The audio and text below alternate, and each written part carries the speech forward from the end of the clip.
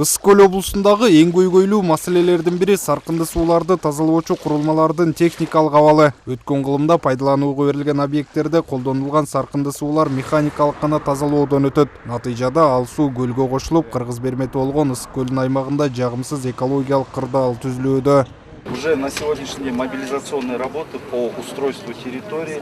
Бул көйгөйдү чечүү үчүн Азия өнүктүрүү банк тарабынан каржыланган Ысык Көлдүн саркынды сууларын башкаруу долбоору ишке кирген. Анын алкагында учурда Балыкчы шаарында колдонулган сууларды тазалоочу жайларды реабилитациялоо боюнча иштер жүрүүдө. Курулуп жаткан канализациялык тазалоо станциясы саркынды сууга байланышкан көйгөйдү кайсы бир деңгээлде чечүүгө шарт түзөт. Бул сутуучу коско бул модернизация болуп атат. Бұл модернизация 2023 жылдың сентябрь айына бүткөрүлөт буюрса, мына өзүңөр уктуңар. Андан кийин бу менен биргеле Каракол шаарындыкы башталды. Каракол шаарындагы 24 жылы бүткөрүлгөн турат. Каракол бул экөө биригип $41 миллион акчасы чечилген. Андан кийин Чолпон Ата башталуу алдында турат. Буга чейин президент Садыр Жапаров Ысык Көлдүн экологиясын сактоо боюнча кечиктирилгис чаралар жөнүндө жарлыкка кол койгон. Агалайык 2023 жылдын 1 январынан тартып Ысык Көлдүн айлана тегерегиндеги пансионаттардын, эс алуучу жайлардын саркынды сууларды тазалоочу жайлары жок болсо, алардын иштөөсүнө тыюу салынат. Ысык Көлдүн экологиясын сактоого багытталган бул жарлыкты ишке ашыруу боюнча Балыкчы шаарында атайын семинар жыйын уюштурулду. Кыргызстандын эмес, Орто Азиянын эң алдыңкы Шенген курортный зонабыз болот.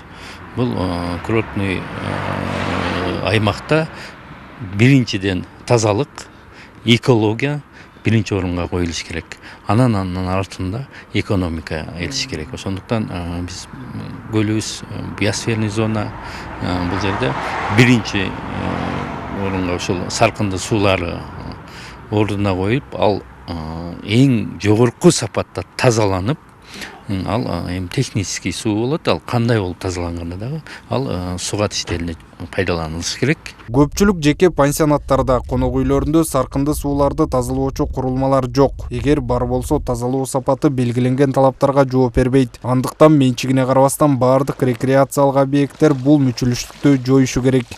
Көп конок үйлөрдө, эс алуучу жайларда септиктер эле болуп, ошо абдан коопсуздук жаратып атат. Ошон үчүн азыр 23 жылга чейин биз убакыт бердик. Өздөрү дүнөп туруп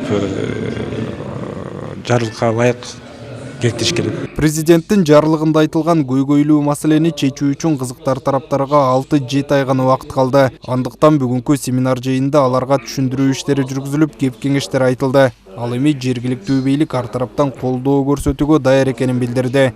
Автандил Бактыбеков, Чумоо Исманалиев, СТВ.